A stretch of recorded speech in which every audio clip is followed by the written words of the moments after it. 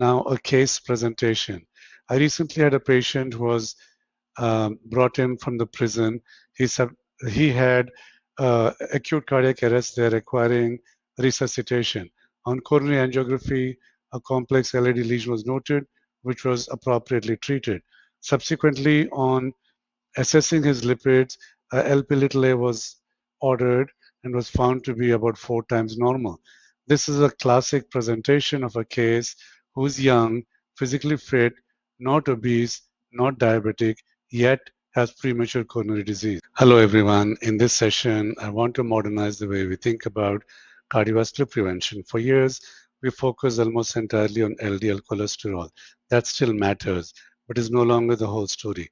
Today's prevention model also includes residual triglyceride risk, genetically driven risks such as lipoprotein(a), inherited disorders such as familial hypercholesterolemia, and the effects of social determinants of health. This practical framework for the talk is simple: assess broadly, test thoughtfully, and target precisely. The risk iceberg. This iceberg slide makes a key point. The visible portion of risk is LDLC, which is where the traditional prevention has focused. But below that surface are additional threats: lipoprotein(a), triglyceride-rich lipoproteins, vulnerable plaque biology, genetic mutations, and social determinants of health. So if a patient continues to have events despite an acceptable LDL, prevention has not necessarily failed. More often, our assessment has been incomplete. Modern prevention means looking below the waterline for hidden drivers of risk. LDLC versus lipoprotein(a). LDLC and Lp(a) are related, but they're not the same thing. LDLC is a classic atherogenic particle and remains a primary target of standard therapy. Lp(a) is a genetically determined LDL-like particle linked to apolipoprotein A. It is highly atherogenic, prothrombotic, and associated with aortic valve calcification. Most importantly, it is not meaningfully lowered by diet and is only minimally affected by standard statin therapy. That is why a patient can have well-treated LDL and still carry major inherited risk. Residual risk and icosapentael ethyl. Even after LDL is lowered effectively, many patients remain at residual cardiovascular risk. One contributor is elevated triglyceride-rich lipoproteins and vulnerable plaque biology. That is where icosapentael ethyl enters the discussion. It is not simply that it lowers triglycerides. In selected patients, it appears to address residual risk and may help stabilize plaque, reducing low attenuation plaque and necrotic core features. So when LDL is controlled but risk remains high, ask what is driving the events rather than assuming the patient is fully protected. Lp(a) is an independent genetic threat. Lp(a) deserves special attention because it is one of the most underrecognized inherited risk factors in cardiology. It is driven primarily by genetics, not lifestyle. It should be noted that elevated Lp(a) affects about 1 in 5 people and is linked to myocardial infarction, stroke, aortic stenosis, heart failure, and premature ASCVD. Yet, testing remains underused.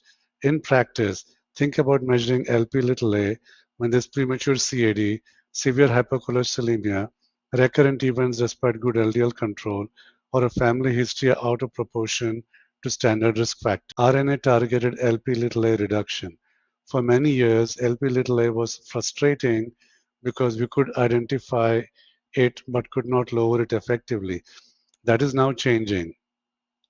Now we have RNA-targeted therapies such as lipodisiran and pelacarsen, with lipodisiran showing nearly 94% reduction in Lp(a). The major point is prevention is moving towards precision medicine.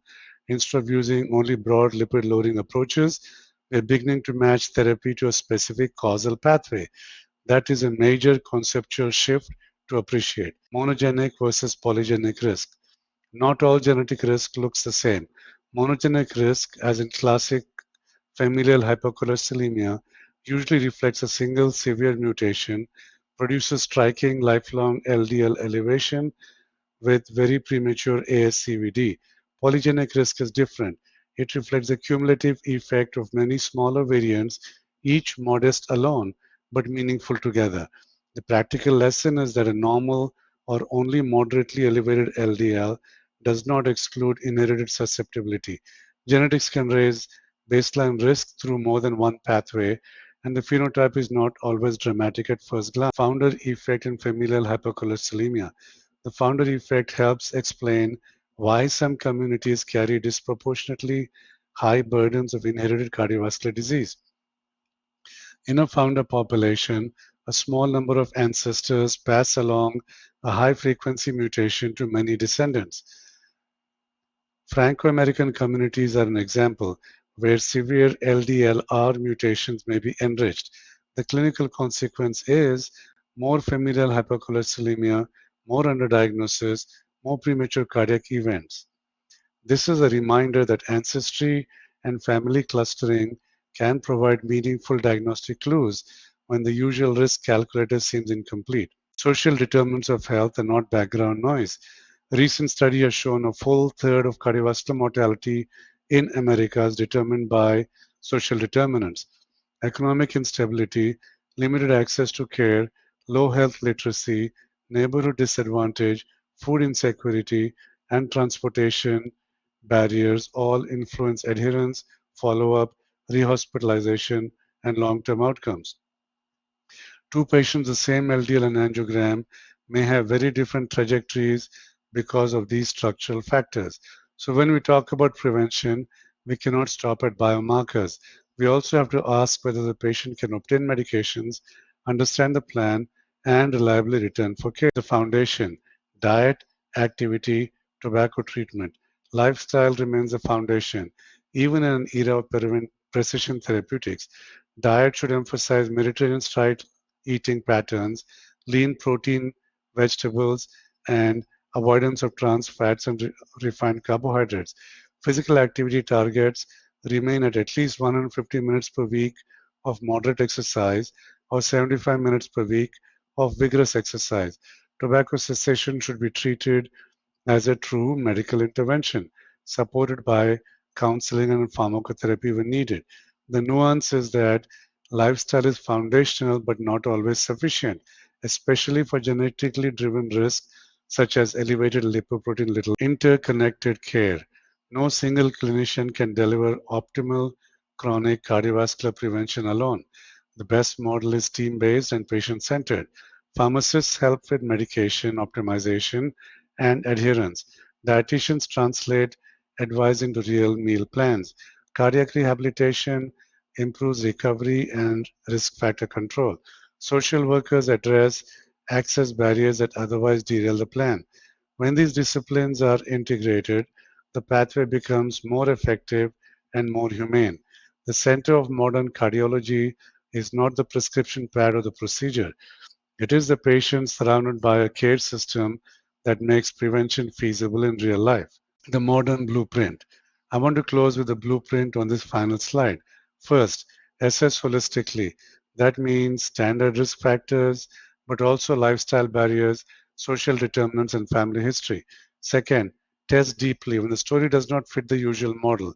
That may include LP(a), genetic risk tools, or coronary calcium testing. Third, target precisely.